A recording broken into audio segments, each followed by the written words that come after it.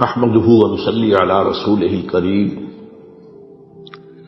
اما بعد فقد قال الله تبارك وتعالى كما ورد في سورة آل عمران اعوذ بالله من الشيطان الرجيم بسم الله الرحمن الرحيم وتلك الايام نداولها بين الناس وليعلم الله الذين آمنوا ويتخذ منكم شهداء واللہ لا يحب الظالمین صدق اللہ العظیم رب اشرح لی صدری ویسر لی امری واحلل عقدۃ من لسانی یفقهوا قولی اللہم ربنا الہمنا رشدنا واعذنا من شرور انفسنا اللہم ارنا الحق حقا وارزقنا اتباعه وارنا الباطل باطلا وارزقنا اجتنابه اللهم وفقنا ان نجاهد في سبيلك باموالنا وانفسنا اللهم ارزقنا شهادة في سبيلك آمین یا رب العالمین۔ جمعہ 9 جنوری سے ہمارے ہاں ایک موضوع پر گفتگو شروع ہوئی ہے، اس لیے کہ ایک دن پہلے عاشورہ تھا، اس میں شہادت حسین رضی اللہ تعالی عنہ کا ذکر جو ہے آپ کو معلوم ہے کہ 10 دن سے تواتر کے ساتھ ہمارے سارے ذرائع ابلاغ کے ذریعے ہو رہا تھا۔ تو میں نے سب سے پہلے یہ بات آپ کے سامنے رکھی کہ شہادت کا لفظ قرآن مجید میں مقتول فی سبیل اللہ کے لیے آیا ہی نہیں، سوائے ایک آیت کے جہاں امکان پیدا ہوتا ہے، بھابی یقین کے ساتھ نہیں۔ قرآن کا فلسفہ شہادت کیا ہے؟ گواہی دینا، اللہ کی توحید کی گواہی، محمد کی رسالت کی گواہی، دے تو بھی محمد کی رسالت کی گواہی، جیسے اقبال نے کہا، قرآن کی حقانیت کی گواہی، اور یہ گواہی اپنے قول سے بھی، اپنے عمل سے بھی، اور انفرادی سطح پر بھی، اجتماعی سطح پر، یہ 4 اس کی ڈائمینشنز نوٹ کر لیں۔ قول سے گواہی، عمل سے گواہی، آپ کا عمل ثبوت دے کہ آپ واقعی اللہ پر ایمان رکھتے ہیں، آپ واقعی محمد پر ایمان رکھتے ہیں، آپ واقعی قرآن پر ایمان رکھتے ہیں صلی اللہ علیہ وسلم۔ تو قولی گواہی، عملی گواہی، پھر انفرادی گواہی، اجتماعی گواہی، آپ کی سیرت و کردار گواہی دے رہی ہو کہ آپ محمد کے ماننے والے ہیں اور اللہ کے چاہنے والے ہیں، اور آپ کا نظام زندگی گواہی دے کہ آپ واقعتاً اللہ کے بھیجے ہوئے دین حق کے پیروکار ہیں۔ یہ ہے شہادت علی الناس، جس کے لیے انبیاء بھیجے گئے، جس کے لیے رسول بھیجے گئے، اور جو ختم نبوت کے بعد امت مسلمہ کی اجتماعی ذمہ داری قرار پائی۔ وَكَذَلِكَ جَعَلْنَاكُمْ أُمَّةً وَسَطًا لِتَكُونُوا شُهَدَاءَ عَلَى النَّاسِ وَيَكُونَ الرَّسُولُ عَلَيْكُمْ شَهِيدًا۔ ہم نے تمہیں امت وسط بنایا ہی اس لیے ہے تاکہ تم لوگوں پر گواہ بنو، وہی گواہی انفرادی، اجتماعی، قولی، عملی، اور ہمارے رسول صلی اللہ علیہ وسلم تم پر گواہ بن جائے۔ تو یہ ہے فلسفہ، اصل میں قرآن کا فلسفہ شہادت یہ ہے۔ ہوتا یہ ہے کہ ایک لفظ کسی اور معنی میں زیادہ مشہور ہو جائے تو اصل معنی جو ہے وہ پس منظر میں چلے جاتے ہیں، وہ ذہن سے نکل جاتے ہیں۔ شہادت کا یہ مفہوم سامنے ہے ہی نہیں، شہادت کا مفہوم مقتول فی سبیل اللہ حال یہ ہے، یہ نوٹ کر لیجیے۔ قرآن مجید میں بھی ایک آیت جو میں نے آج پڑھی ہے آپ کے سامنے، ویسے 9 کے جمعے میں میں نے کئی آیات سنائی تھی جو اس موضوع سے متعلق تھی جو میں نے ابھی بیان کیا، لیکن ایک آیت سورہ آل عمران کی ہے، آیت نمبر 140، اس میں اس کا امکان ہے کہ اللہ کی راہ میں قتل ہونے والے کو شہید قرار دیا جائے، اور اس کی بات بھی واضح ہے، جس نے اپنی زندگی میں قولاً عملاً اللہ کی گواہی دی ہو، وہ اگر کسی کام کے لیے شہید ہو جائے تو گویا کہ، اگر قتل ہو جائے تو گویا کہ اب اس کی گواہی مسلم ہو گئی، اب طے ہو گئی، اب اسے یہ خطاب مل سکتا ہے کہ یہ اللہ کا گواہ ہے۔ اس معنی میں یہ آیت جو ہے، آیت نمبر 140 ہے سورہ آل عمران کی، اور اس کا پس منظر کیا ہے؟ مسلمانوں کو عارضی شکست ہو گئی تھی غزوہ احد میں، چرکا لگا تھا، 70 صحابہ شہید ہو گئے تھے، تو لوگوں کے دل زخمی تھے صحابہ کرام کے. ظاہر بات ہے حوصلوں میں بھی پستی پیدا ہوتی ہے وقتی طور پر، بربنائے طبع بشری، اور انسان متاثر تو ہوتا ہے. حضرت عمر نے تلوار پھینک دی تھی جب یہ خبر اڑ گئی کہ حضور شہید ہو گئے، تو تلوار پھینک کر بیٹھ گئے، اب کاہے کے لیے لڑنا. تو ایسی کیفیت عارضی طور پر ہو جاتی ہے. اس میں فرمایا گیا کہ گھبراؤ نہیں، یہ تو دن ہیں جنہیں ہم الٹ کے پھرتے رہتے ہیں، اوپر نیچے 80-100 ہوتا رہتا ہے، اوپر نیچے. تلک الیام نداولها بین الناس.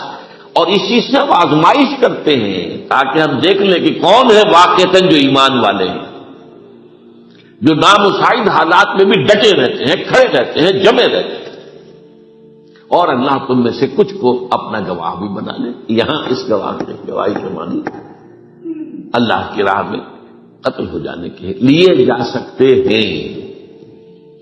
البتہ احادیث کے اندر یہ لفظ بکثرت آیا ہے، لیکن آیا ہے استشہاد کے حوالے سے، باب استفعال سے.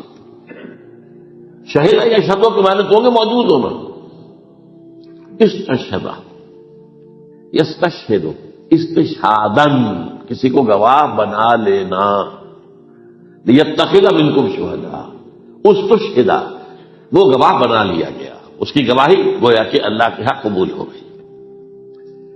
پھر پچھلے جمعے میں ہم نے اس دوسری قسم کی جو شہادت ہے اس کے ضمن میں خلفائے ثلاثہ کی شہادت کا ذکر کیا تھا، اور اس کے تاریخی پس منظر کو سمجھنے کے لیے کہ یہ چیزیں جو ہے منطقی طور پر یہ لڑیاں ایک دوسرے سے ملی جلی نظر آئے، معلوم ہو کہ کیا منطقی ربط ہے. تو وہ جو فلسفہ میں نے بیان کیا کہ خود حضور کی سیرت اور قرآن مجید کا بھی اصل فہم حاصل نہیں ہو سکتا جب تک یہ سامنے نہ ہو کہ آپ کی جد و جہد ایک انقلابی جد و جہد تھی، اور آپ نے بالفعل ایک انقلاب برپا کیا، نظام قائم کیا. کہاں وہ قبائلی زندگی، کہاں مرکزی نظام کے تحت زندگی، وہ سارا کا سارا جو دین حق کا نظام ہے وہ نافذ، اللہ کی حاکمیت، پوری شریعت محمدی کا نفاذ. یہ کارنامہ ہے محمد رسول اللہ کا صلی اللہ علیہ وسلم. اس کے اعتبار سے سمجھنا چاہیے کہ ہر انقلاب کے بعد کاؤنٹر ریولوشنری موومنٹس اٹھتی ہیں لازماً.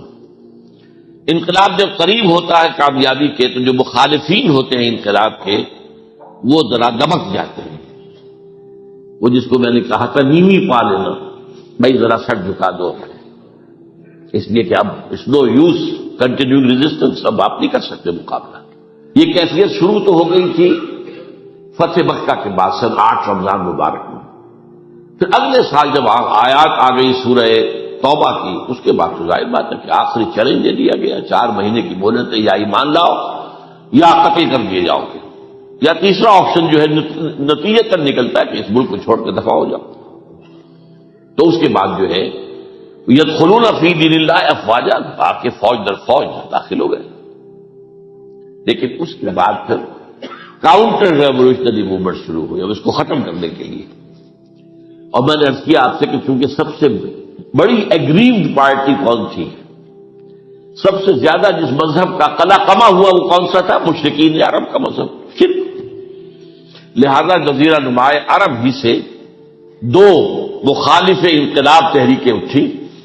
ایک جھوٹے نبی کھڑے ہو گئے اور منکرین زکات کھڑے ہو گئے. اسے کہا گیا ارتداد عمومی، تقریباً پورا عرب مرتد ہو گیا. جو یدخلون فی دین اللہ افواجا ہوئے تھے وہ یخرجون من دین اللہ افواجا بھی ہو گئے. حجاز کے چند شہروں تک اسلام محدود رہ گیا. یہ حضرت ابوبکر کی عزیمت اور ہمت، یہ اس کا ایک بڑا اہم درخشاں باب ہے کہ انہوں نے آئرن ہینڈ کے ساتھ، حالانکہ وہ بڑے نحیف الجثہ اور بڑے آپ کہیے رقیق القلب انسان تھے، لیکن یہ کہ اس وقت ان کی عزیمت، ان کی ہمت وہ بروئے کار آئی، اور ان دونوں تحریکوں کو آپ نے قوت کے ساتھ کچل کر رکھ دیا. اور گویا کہ اندرون ملک عرب، جزیرہ نماء عرب، انقلاب محمدی کو اثر نو کنسولیڈیٹ کر کے عمر کے حوالے ہو گیا رضی اللہ تعالی عنہ. اب حضرت عمر کے زمانے میں فتوحات کا اب دائرہ جو ہے، اب اندر سے سکون، جزیرہ نما عرب کے اندر امن ہے، لہذا ساری توجہ خارج کی طرف ہوئی، اور اس میں سب سے زیادہ جس کو نقصان پہنچا وہ سلطنت ایران تھی، اگرچہ سلطنت روما کو بھی پہنچا، لیکن سلطنت روما 3 بر اعظموں پر تھی، شمالی افریقہ، مشرقی یورپ، مغربی ایشیا، شام کا علاقہ، لیکن سلطنت ایران جو ہے اس میں سے سلطنت روما کی ایک ٹانگ ٹوٹی تھی، یعنی ایشیائی جو مقبوضات تھے، باقی تو انٹیکٹ تھی۔ ایران جو ہے تہس نہس ہو گیا، ختم ہو گیا۔ یزدگرد نے حضور کے نامہ مبارک کو چاک کیا تھا تو آپ نے فرما دیا تھا اس نے میرا خط نہیں چاک کیا، اپنی سلطنت کے پرزے اڑا دی۔ اب اس ظاہر بات ہے کہ اس پر جو اب وہاں سے جو کاؤنٹر ریولوشنری موومنٹ آیا وہ ایرانین نیشنلزم کا تھا، ابو لولو فیروز اور اس کے پیچھے ہرمزان، یہ ایرانی سازش تھی جس نے کہ حضرت عمر کو شہید کیا رضی اللہ تعالی، مسجد کے اندر نماز پڑھتے ہوئے 6 وار کیے۔ تیسری چیز جو بہت زیادہ جسے غضب پہنچا تھا وہ بطور مذہب یہودیت تھی۔ مدینے سے 3 قبیلے نکالے گئے، خیبر وغیرہ آس پاس کے قلعے ختم کیے گئے، اور یہودی جو ہے اس پوزیشن میں تو نہیں تھے کہ کوئی عسکری کوئی تحریک اٹھائیں مسلمانوں کے خلاف، لیکن عیاری کے انداز سے عبداللہ ابن سبا میدان میں آیا، اس نے اسلام کا لبادہ اوڑھا اور اندرونی طور پر سازش برپا کی۔ میں اس کی بات میں پچھلی مرتبہ عرض کر چکا ہوں، جس کے نتیجے میں حضرت عثمان شہید کیے گئے رضی اللہ تعالی۔ یہ دوسری شہادت ہو گئی۔ یہ گویا کہ دونوں شہادتیں جو ہوئی ہیں یہ کاؤنٹر ریولوشنری موومنٹس تھی۔ اب آج کا میرا موضوع ہے شہادت علی رضی اللہ تعالی عنہ۔ اصل میں حضرت علی رضی اللہ تعالی عنہ کی شہادت بھی اسی الفتنۃ الکبریٰ کا تسلسل ہے، وہ جو عبداللہ ابن سبا کا پیدا کردہ عظیم ترین فتنہ تھا، اسی کا ایک نتیجہ حضرت علی کی شہادت بھی ہے، لیکن وہ بات ذرا تفصیل سے سمجھنی ہوگی، اور اس کے لیے میں ممنون احسان ہوں۔ حال ہی میں ایک کتاب چھپی ہے، ڈاکٹر سید رضوان علی ندوی، وہ محقق ہیں تاریخ کے، انہوں نے بڑی تاریخی تحقیق کے بعد جو باتیں بیان کی ہیں وہ میں آپ کے سامنے رکھ رہا ہوں۔ عرب میں جنوب مغرب کے کونے میں جہاں یہ یمن بھی آباد ہے، اس کے اوپر نجران ہے، اسی علاقے میں یمامہ کا علاقہ کہلاتا ہے۔ یہاں ایک قبیلہ آباد تھا بنو تمیم۔ یہ جو لوگ تھے بڑے کرخت مزاج، جنگجو، اکھڑ، ضدی، اور جس بات کو ایک دفعہ مان لیں اس پر اڑ جانے والے اور مر مٹنے والے۔ یہی سے فتنہ پہلا اٹھا تھا، سب سے بڑا جو نئے جھوٹے نبی کھڑے ہوئے تھے ان میں سب سے بڑا تو مسیلمہ کذاب تھا، یہی تو علاقہ تھا، اور اس کے خلاف اس فتنے کی سرکوبی میں کتنے صحابہ، 1200 صحابہ ایک جنگ کے اندر شہید ہوئے، جن میں 500 جو ہے وہ حفاظ تھے رضی اللہ تعالیٰ عنہ۔ تو یہ لوگ جو یہ تھے بڑے زوردار تھے۔ اس قبیلے کے بارے میں حضرت عمر رضی اللہ تعالیٰ عنہ نے ایک بڑی عظیم حکمت عملی اختیار کی، ان کو وہاں سے اکھاڑ کر اور ایران کی سرحدوں پر آباد کر دیا، اب جہاں پر جہاد ہو رہا تھا، تاکہ ان کے اندر جو یہ جنگجوئی ہے یہ اب اس مقصد کے لیے استعمال ہو، اب وہ دارالاسلام کی توسیع کے مقصد کے لیے استعمال ہو، اور وہ ہوئی۔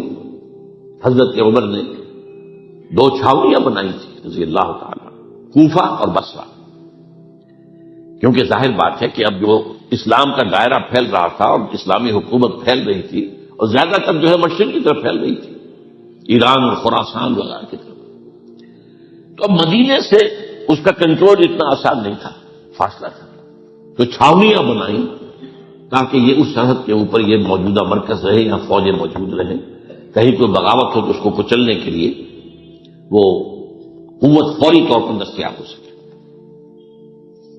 یہ لوگ ہیں کہ جو عبداللہ ابن سبا کی فتنے سے سب سے زیادہ متاثر ہوتے، ان کی مزاج میں وہ کجی تو تھی نا۔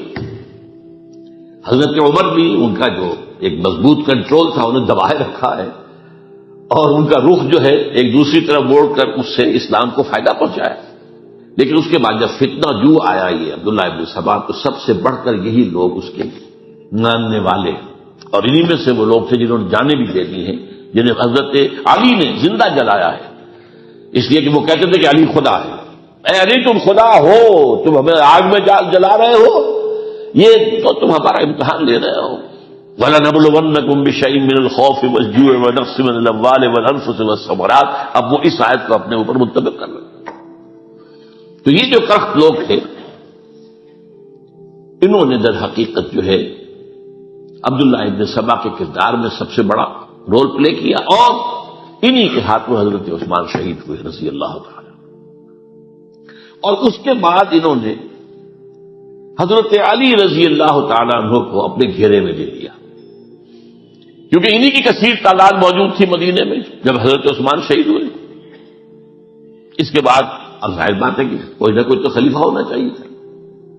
حضرت طلحہ سے کہا گیا، انہوں نے معذرت کر لی. حضرت زبیر سے کہا گیا، انہوں نے معذرت کر لی.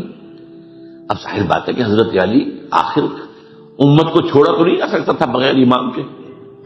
انہوں نے قبول کر لی، اگرچہ حضرت حسن روکتے رہے کہ ابا جان یہ ان لوگوں کی بیعت جو ہے آپ قبول نہ کیجیے. حضرت حسن تو ان میں سے ہے جو حضرت عثمان کے دروازے پر کھڑے تھے پہرے دار کی حیثیت سے، حسن اور حسین رضی اللہ تعالیٰ عنہ. انہیں تو معلوم تھا فتنہ جو کون لوگ ہیں. اس کے بعد حضرت علی رضی اللہ تعالیٰ عنہ نے اسی حکمت سے، جس حکمت کے تحت حضرت عمر نے یہ چھاونیاں آباد کی تھی، دارالخلافہ بھی مدینے سے کوفہ منتقل کر دیا تاکہ پورے عالم اسلام کو کنٹرول کیا جا سکے اس مرکز کے ساتھ. اس کا نتیجہ یہ نکلا کہ اب گویا کہ حضرت علی کے گرد ان لوگوں کا گھیراؤ مکمل. کوفے میں یہی تو آباد تھے، کوفی یہی تو تھے. حضرت عمر نے انہیں لا کے یہاں آباد کیا تھا. جب حضرت علی نے کوفے کو اپنا دارالخلافہ قرار دیا تو گویا کہ ان کا پھر عمل دخل بہت بڑھ گیا. ایک طریقے سے یہ کہا جا سکتا ہے کہ انہوں نے اب حضرت علی رضی اللہ تعالیٰ عنہ کو اپنے محاصرے میں لے لیا. چنانچہ جنگ جمل کے موقع پر یہ ہوا ہے کہ صلح ہو گئی تھی. حضرت عائشہ رضی اللہ تعالیٰ عنہ کے جو نمائندے تھے اور ادھر سے حضرت علی، صلح ہو گئی تھی. طے ہو گیا تھا کہ ہاں قاتلین عثمان کو جو ہے ان کو سزا دی جائے گی، قصاص لیا جائے گا حضرت عثمان کی قتل کا. لیکن ان لوگوں نے 10,000 آدمی کھڑے ہو گئے کوفے کے اندر، ہم سب قاتل ہیں عثمان کے، لوگ کے ساتھ ہم سے اگر لے سکتے ہو. جس کے نتیجے میں اور انہوں نے جنگ شروع کر دی. اور جب جنگ شروع ہو جائے تو پھر اس کے بعد تو کوئی نہیں دیکھ سکتا کیوں شروع ہوئی، کیسے شروع ہوئی، کس نے شروع کی. اب تو یا مارو یا مرو، دو ہی باتیں ہوتی. 10,000 مسلمان ایک رات میں شہید ہوئے جنگ جمل میں. اب اس کے بعد حضرت علی رضی اللہ تعالیٰ عنہ کی خلافت جو ہے حضرت امیر معاویہ نے ماننے سے انکار کر دیا. جب تک قاتلین عثمان کو سزا نہیں دیتے ہم بیعت نہیں کریں گے. یہ نہیں کہ دعویٰ کیا ہو کہ میں خلافت کا حقدار ہوں، یہ نہیں، لیکن یہ کہ آپ کو ان کو سزا دینی چاہیے. اب یہ تھا وہ مخبصہ جس میں حضرت علی رضی اللہ تعالیٰ عنہ وہ فرماتے ہیں کہ میرا ساتھ دو تو میں ان قاتلین عثمان سے سزا دے سکتا. ادھر انہیں پتا تھا کہ میں سرنڈر کرتا ہوں تو مجھے علی تک تو پہنچنے کوئی نہیں دے گا، راستے میں ختم کر دیں گے رضی اللہ تعالیٰ عنہ. تو یہ پیچ تھا ایک جو ایسا پڑا ہے. اب اس میں جب حضرت معاویہ اور حضرت علی کے مابین فیصلہ کن جنگ ہوئی، جنگ صفین سے کہتے ہیں، جس میں 70,000 مسلمان ایک دوسرے کی تلواروں، تیروں، نیزوں سے قتل ہوئے. اس موقع پر حضرت معاویہ کی طرف سے ایک آفر آئی. قرآن مجید کو نیزے پر اٹھا کر لوگوں نے کہا کہ یہ خونریزی بند کر دو، ہم قرآن کا فیصلہ ماننے کو تیار ہیں. حضرت علی دیکھ رہے تھے کہ یہ اصل میں میری فتح کو شکست سے بدلنے کا پروگرام ہے. تقریباً فتح میری ہو چکی ہے، لیکن یہ جو طبقہ تھا یہ جو ان کا نہیں، بڑی ٹھیک بات کہہ رہے ہیں، وہ مانیے ان کی بات، جنگ بند کی. انہوں نے ہی یہی لوگ تھے جنہوں نے مجبور کیا حضرت علی کو کہ وہ تحکیم پر علامت ہو جائے.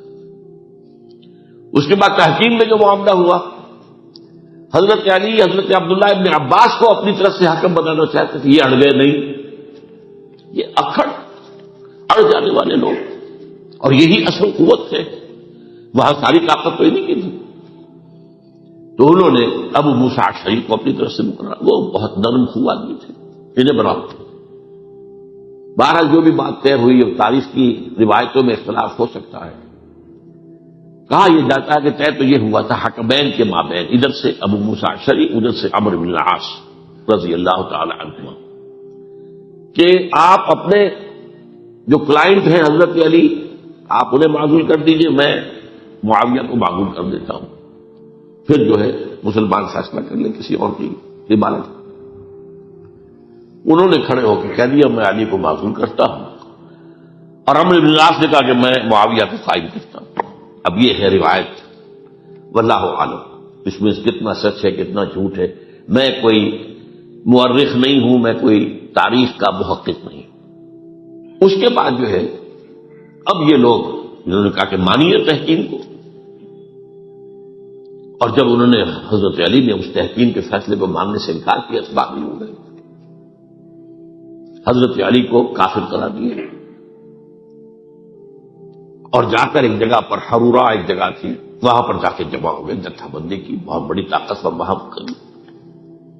انہوں نے طے کیا کہ علی بھی کافر ہو گیا، معاویہ بھی کافر ہو گیا، عمرو بن العاص بھی کافر ہو گئے، سب کافر۔ حضرت علی کی طرف سے ایک گئے سفیر ان سے بات کرنے کے لیے، تو انہوں نے کہا تم ہی نے تو کہا تھا کہ تحکیم کو تسلیم کرو، کہ ہاں ہم نے گناہ کیا تھا، کفر کیا تھا، ہم توبہ کی ہم نے، اگر علی بھی مان لے کہ میں نے مان کر کفر کیا تھا اب میں توبہ کرتا ہوں تو ہم ان کی بات مان لیں گے۔ اب حضرت علی اس طرح کا جھوٹ کیسے بولتے؟ انہوں نے تو کوئی کفر نہیں کیا تھا۔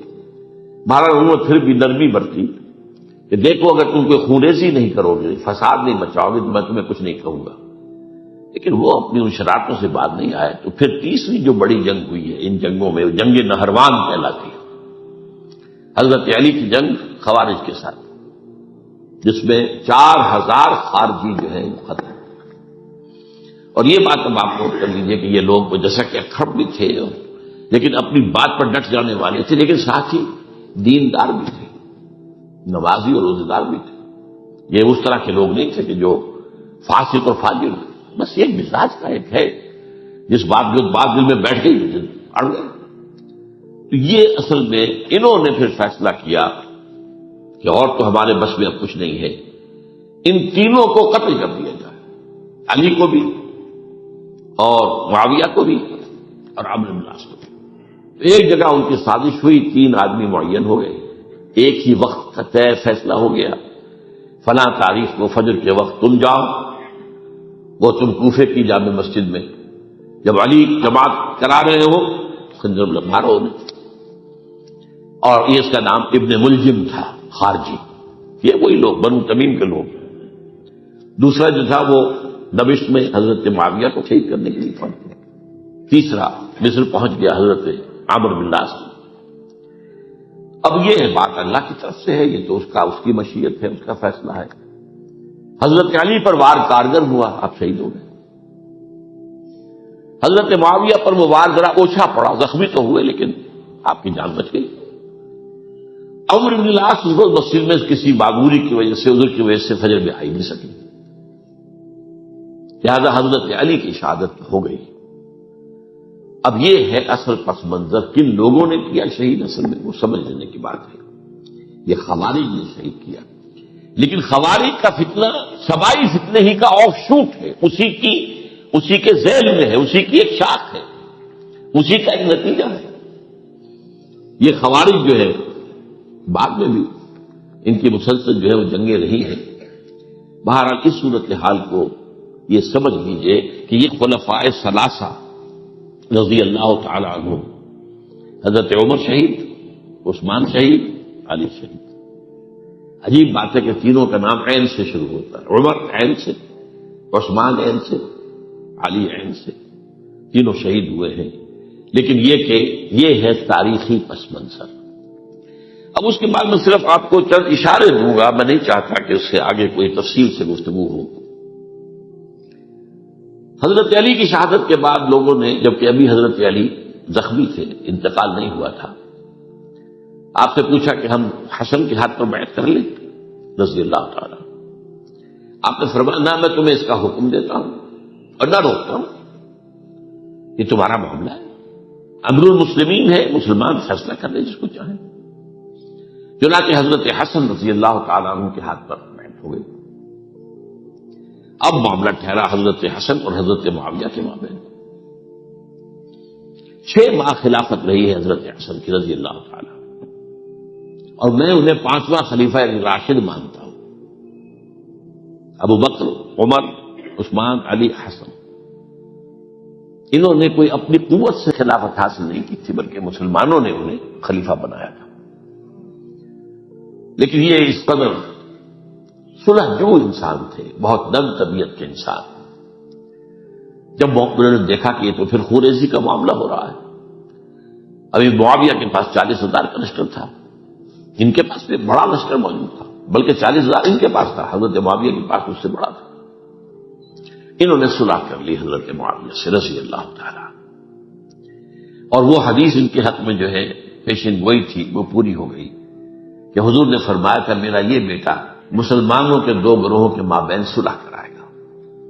یہ سن 41 ہجری کا واقعہ ہے جب صلح ہو گئی اور حضرت حسن دستبردار ہو گئے اور امیر معاویہ کو خلیفہ تسلیم کر لیا گیا. اس کو عام الجماعہ کہتے ہیں، یعنی وہ انتشار اور تفرقہ جو سبائی فتنے سے شروع ہوا تھا، اگرچہ اس کا نقطۂ آغاز تو بالفعل بنا شہادت عثمان، پھر وہ جنگ جمل اور جنگ صفین اور جنگ نہروان، اور اس کا ایک نتیجہ جو نکلا وہ کیا تھا کہ اسلامی حکومت کی حدود کی جو توسیع ہو رہی تھی وہ عمل رک گیا. وہ تو خلفائے ثلاثہ، اب یہ ثلاثہ میں گن رہا ہوں، حضرت ابوبکر، حضرت عمر، حضرت عثمان، ان کے دور میں ساری توسیع ہوئی، فتوحات ہوئی. حضرت علی کا دور جو ہے سارا خانہ جنگی کی نظر ہو گیا. وہ خلیفہ راشد ہیں، اس میں کوئی شک نہیں ہے، بہت عظیم شخصیت ہے، ہمارے نزدیک صحابہ کرام میں سوائے 3 کے سب سے بڑھ کر ہیں، سب سے افضل ہیں. ہاں ابو بکر، عمر، عثمان ان سے افضل ہے ہمارے نزدیک. خلافت جو ہے خلفاء کے مابین ترتیب فضیلت جو ہے وہ ترتیب خلافت کے مطابق اہل سنت کے نزدیک، لیکن باقی ہزاروں صحابہ میں تو سب سے اونچے ہیں. اس حوالے سے حضرت علی کا کوئی قصور نہیں ہے رضی اللہ تعالی، ان کی کوئی کوتاہی نہیں ہے. انہیں خلافت ملی ہی ایسے پرفتن دور میں. اگر کہنا جو ہے اگر روکا گیا ہے کہ یہ کلمہ لو مت استعمال کیا کرو، اگر یوں ہوتا تو یوں ہو جاتا، لیکن یہ کہ بہرحال ہمارا سوچنے کا ایک انداز ہے. اگر حضرت علی کو اول دور میں خلافت ملی ہوتی تو ان کے کچھ اور کوتاہی اور ہوتے. اب یہ پرفتن دور کے اندر خلافت ملی، خانہ جنگی ہو رہی، اور جو حالات میں نے آپ کو بتائے ہیں ظاہر بات ہے کہ وہ دور جو نہ ذرائع آمد و رفت ایسے تھے، نہ ذرائع مواصلات ایسے تھے، نہ کمیونیکیشنز ایسی تھیں. وہ تو یوں سمجھیے کہ دارالخلافہ کے اندر کے حالات جو ہیں بس وہیں پر فیصلہ ہو رہا تھا. یا پہلے مدینے میں ہوا، حضرت عثمان شہید ہوئے، اور یا پھر کوفے میں ہو گئے. وہ تو اصل جو بھی طاقت اس مرکز کے اندر جس کے پاس طاقت تھی اسی نے جو بھی اپنا فیصلہ ہے وہ منگا لیا. بہرحال یہ جو حضرت حسن نے مصالحت کی ہے جس کی بنا پر ہم تو انہیں سلام کرتے ہیں، ان کا احترام کرتے ہیں، انہوں نے خانہ جنگی ختم کی، فساد جو ہے اس کی جڑ کاٹ دی، تعامل جماعت ہو گیا، اب امن ہو گیا. اور نوٹ کیجئے اس کے بعد 20 برس تک امیر معاویہ کی حکومت رہی ہے، 20 برس، اور کامل امن رہا. اس میں یہ بھی ہے کہ ان کے تدبر کو بھی دخل حاصل تھا، یہ بھی ہے کہ انہوں نے کچھ طاقت کا استعمال بھی کیا، یہ بھی ہے کہ انہوں نے دل جوئیاں بھی کی لوگوں کو، جس کو ہم کہتے ہیں مؤلفۃ القلوب، جو زکات کے مصارف میں شامل ہے. کچھ لوگوں کی اس کے شر سے اس کو روکنے کے لیے ان کو جو ہے کچھ زکات میں سے پیسہ دیا جائے وغیرہ، مؤلفۃ القلوب، تالیف قلب کے لیے. بہرحال نتیجہ یہ ہے. تاہم یہ جان لیجیے کہ حضرت معاویہ صحابی رسول ہیں، ہم ان کو تسلیم کرتے ہیں، لیکن ان کی خلافت کو خلافت راستہ ہم نہیں مانتے، اس لیے کہ وہ انہوں نے اپنی طاقت سے حاصل کی. میں نے اسی لیے کہا حضرت حسن رضی اللہ تعالیٰ عنہ کی خلافت راستہ ہے. لیکن حضرت معاویہ کی خلافت راشدہ اگرچہ اس میں عمل رہا، اور وہ جو عمل رک گیا تھا، وہ جو مزید توسیع دارالاسلام کی، وہ دوبارہ شروع ہو گئی، خراسان کی طرف پیش قدمی شروع ہو گئی۔ ادھر پہلا بحری بیڑا بنایا حضرت معاویہ نے رضی اللہ تعالیٰ عنہ، اور یہ بحیرہ روم کے بعد جزائر کو فتح بھی کیے۔ انہی کے زمانے میں مسلمان فوجیں جو ہیں استنبول تک پہنچ گئی، قسطنطنیہ کی فصیل تک پہنچ گئے، اگرچہ فتح نہیں ہو سکا قسطنطنیہ اس وقت، تو بعد میں کئی سو سال بعد ترک جو خلیفہ تھا اس کے ہاتھ میں فتح ہوا، محمد فاتح۔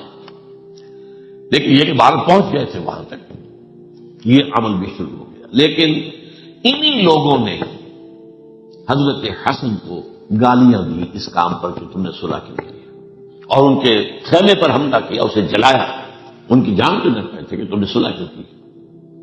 یہ اکثر لوگ، یہ لوگ، اس کے بعد میں صرف اشارہ کر رہا ہوں، یہی لوگ تھے اصل میں جو 20 برس کے بعد پھر جو حادثہ سانحہ کربلا ہوا ہے اس کا مین کردار یہ تھا۔ صرف چند جملے اس وقت کہوں گا، سانحہ کربلا پر میرا کتاب سے موجود ہے، وہ آپ پڑھیے۔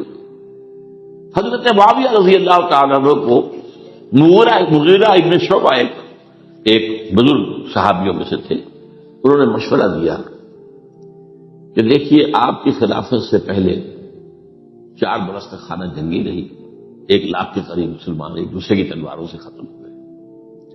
اب اگر وہ زمانہ گزر گیا، کبار صحابہ تو فوت ہو چکے، بڑے صحابہ تو گئے، اب تو یہ 9 مسلم جو فتح کے بعد ایمان لائے یا اس کے بعد ایمان لائے جبکہ سورہ توبہ کی آیات نازل ہو گئی، اور تو یہ یا پھر اب نئے لوگ جو مفتوحہ علاقے میں ایمان لا رہے ہیں، مسلمان ہو رہے ہیں۔ لہذا اب وہ جو مسلمانوں کا ایک نظام خلافت راشدہ کا تھا، اگر اس کے پیچھے کسی مضبوط قبیلے کی طاقت نہ ہو تو وہ مرکزیت قائم نہیں رکھ سکے گا، لہذا آپ یزید کو اپنا ولی عہد مقرر کر دیں۔ حضرت معاویہ کچھ رہے متردد، لیکن بعد میں ان کی سمجھ میں یہ بات آ گئی۔ یہاں یہ نوٹ کر لیجئے کہ میں یا آپ حضرت معاویہ کے فیصلے سے اختلاف کر سکتے ہیں، ان کی نیت پر حملہ نہیں کر سکتے، وہ صحابی ہیں، الصحابہ کلہم عدول، ان کی نیت میں یہی مسئلہ سمجھیے اس میں کہ وہی امن جو ہے وہ برقرار رہے۔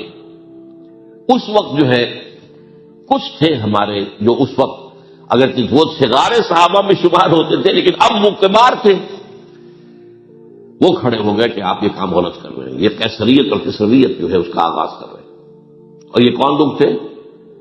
اب دیکھیے ترتیب، ابو بکر کے بیٹے عبد الرحمن، عمر کے بیٹے عبداللہ ابن عمر، عباس کے بیٹے عبداللہ ابن عباس، زبیر کے بیٹے عبداللہ ابن زبیر، علی کے بیٹے حضرت حسین۔ حضرت حسن فوت ہو چکے تھے، کیونکہ یہ عین وقت میں ہوا واقعہ، 20 سال کے درمیان 10 سال حضرت معاویہ کی حکومت کو شروع ہوئے، 10 سال ہو چکے تھے۔ میری جو تحقیق ہے یا مطالعہ اس کے مطابق تو یہ ہے کہ حضرت معاویہ نے مصلحت سے کام لیا اور ان پر جبر نہیں کیا، لیکن انہی ندوی صاحب نے کچھ لکھا ہے کہ بالجبر بھی ان سے بیعت لے لی، بیعت ولی عہدی۔ مجھے اس سے اختلاف ہے، یہ حضرات ایسے نہیں تھے کہ جو بالجبر بیعت کرنے والے ہوں، میں اس کو ماننے کو تیار نہیں۔ بہرحال یہ حضرت سے میرے نزدیک حضرت معاویہ نے جبر نہیں کیا، زبردستی نہیں کی، لیکن جب حضرت معاویہ کا انتقال ہو گیا، اب جو ہے معاملہ یہ پیدا ہو گیا کہ آپ بیعت کریں نہ کریں تو پھر جو ہے باغی شمار ہوگی۔ عبد الرحمن ابن ابو بکر رضی اللہ تعالی عنہ وہ فوت ہو چکے تھے، اب 4 رہ گئے تھے، عبداللہ ابن عمر، عبداللہ ابن عباس، یہ دونوں تھے جو عمر میں بڑے تھے، عبداللہ ابن زبیر اور حسین ابن علی رضی اللہ تعالی عنہ۔ ان چاروں نے کہا کہ کام غلط ہوا ہے یہ، لیکن اس کے بعد ایک تفریق ہو گئی۔ یہ جو دونوں بزرگ تر تھے، حضرت عبداللہ ابن عمر، عبداللہ ابن عباس، ان دونوں نے کہا اب کام تو غلط ہے لیکن ایسا نہیں ہے جس کی بنا پر خونریزی کرائی جائے، مسلمانوں کا خون بہے، بغاوت کی جائے، ایسا نہیں۔ مطلب یہ کہ اس کے اندر مصلحت کا تقاضا یہ ہے کہ اس وقت جو ہے اس کو تسلیم کر لیا جائے۔ لیکن یہ جو دو نوجوان تھے، ان کے اندر، نوجوان نہیں کہوں، جوان تھے ماشاءاللہ، لیکن یہ کہ جوش زیادہ تھا، یہ اڑ گئے کہ نہیں، ہم اس غلطی کو اب نہیں چلنے دیں گے۔ حضرت عبداللہ ابن زبیر اور حسین ابن علی رضی اللہ تعالیٰ۔ اب دیکھیے اصل فیصلہ کی بات کیا ہوئی، ان دونوں حضرات میں ایک اختلاف ہو گیا۔ حضرت عبداللہ ابن زبیر کا کہنا یہ تھا کہ یہی مقیم رہیے مکے میں، اور یہیں سے جو ریزسٹنس موومنٹ ہے وہ شروع کی جائے بنو امیہ کی حکومت کے خلاف۔ ادھر سے کوفیوں کے خطوط چلے آ رہے تھے حضرت حسین رضی اللہ تعالیٰ عنہ، آپ آئیے، ہم آپ سے بیعت کریں گے۔ حضرت حسین نے اپنے چچا زاد بھائی مسلم بن عقیل کو بھیجا، ان کے ہاتھ پر 10-12 ہزار کوفیوں نے بیعت کر لی حضرت حسین کے لیے، اور ان کے خطوط کے جو ہے وہ تو پورے پھیلے تھے حضرت حسین کے پاس۔ اس سے پھر حضرت حسین نے سفر کیا، ادھر یہ ہوا کہ یزید کی طرف سے عبید اللہ ابن زیاد جو ہے گورنر بن کر آیا، اس نے جو تشدد کیا کوفیوں پر، سب نے بیعت توڑ دی، اور حضرت مسلم بن عقیل جو ہے ان کو شہید کر دیا۔ یہ خبر پہنچی ہے حضرت حسین کو، آپ ابھی درمیان میں تھے سفر کے، آپ نے مناسب سمجھا کہ میں واپس لوٹ جاؤں، لیکن حضرت مسلم بن عقیل کے بیٹے کھڑے ہو گئے کہ اب ہم قصاص لیے، ہمارا باپ شہید کیا گیا، قصاص لیے بیعت نہیں جائیں گے، اور یہ مروت کے خلاف تھا حضرت حسین کی کہ وہ ان کو چھوڑ دیں۔ یہ وجہ ہے کہ وہ حادثہ پیش آیا، اب اس میں بھی اصل وجہ میں بتاتا ہوں، وہ یہ ہے کہ حضرت حسین نے جب وہ لشکر تھا کوفیوں کا، کوفی تو آئے تھے نا، وہی کوفی جنہوں نے بیعت کی تھی، وہی بیعت توڑنے والے تھے، وہی لشکر میں آئے تھے حضرت حسین کے خلاف۔ حضرت حسین نے وہاں میدان جنگ میں اعلان کیا، دیکھو فلاں ابن فلاں، یہ تمہارا خط ہے کہ نہیں، تم نے مجھے بلایا، دیکھو فلاں ابن فلاں، تم نے مجھے دعوت دی تھی کہ نہیں، یہ دیکھو میرے پاس تمہارے خطوط جو ہیں تھیلے بھرے ہوئے موجود ہیں۔ اب انہیں اندیشہ یہ ہوا کہ اگر حضرت حسین کو کسی طرح بھی یزید تک پہنچ جانے دیا گیا تو ہمارا جو ہے بانڈا پھوٹ جائے گا، پھر ہماری خیر نہیں۔ ورنہ حضرت حسین نے کہا تھا، دیکھو یا مجھے واپس جانے دو، یا مجھے سرحدوں کی طرف جانے دو، میں کفار کے ساتھ جہاد کرتے ہوئے اپنی زندگی صرف کر دوں گا، یا مجھے یزید کے پاس جانے دو، میں اس کے ساتھ اپنا معاملہ کر لوں۔ انہوں نے کہا کہ اگر یزید تک ان کی رسائی ہو گئی تو پھر ہماری خیر نہیں۔ تو انہوں نے نہ صرف یہ کہ شہید کیا وہی کوفی، وہی بنو تمیم کے لوگ، وہی اکھڑ، انہوں نے نہ صرف یہ کہ شہید کیا بلکہ پھر خیموں کو آگ لگائی۔ کیوں لگائی؟ تاکہ وہ جو ڈاکومنٹری پروف تھا ان کے خلاف وہ ختم ہو جائے، ورنہ آگ لگانے کی کیا ضرورت تھی؟ انہوں نے اور تو کچھ نہیں کیا، یعنی وہ کام تو نہیں کیا کہ جو کسی مفتوح کے ساتھ کیا جاتا ہے۔ حضرت حسین کے بیٹے بیمار تھے، حضرت علی بن حسین زین العابدین رحمۃ اللہ علیہ، انہیں شہید تو نہیں کیا۔ جو خواتین تھیں جو ان کی کوئی بے حرمتی نہیں کی، یہ نہیں کہا کہ اب یہ تو جیسے کہ خوارج کہتے تھے کہ جو مسلمان کافر ہو گئے، مسلمان ہیں ان کے نزدیک کافر ہیں، ان کی بیویاں بھی حلال ہیں ہم پر، وہ تو کنیزیں ہیں، پھر یہ تو نہیں کیا۔ خیمے جلائے اس لیے ہے کہ وہ جو ثبوت تھا ان کے خلاف وہ ختم ہو جائے۔ یہ حادثہ فاجعہ بھی در حقیقت اسی سلسلہ سبائیہ، وہ فتنہ جو ہے اسی کا اس کی ایک کڑی ہے۔ یہ ہے وہ ہماری تاریخ کے جو ہمارا صدر اول ہے، اس میں جو یہ شہادتیں ہوئی ہیں ان کا تاریخی پس منظر۔ آج اسی پر اتفاق کر رہا ہوں۔ اقول قولی ھذا واستغفر اللہ لی ولکم ولسائر المسلمین والمسلمات۔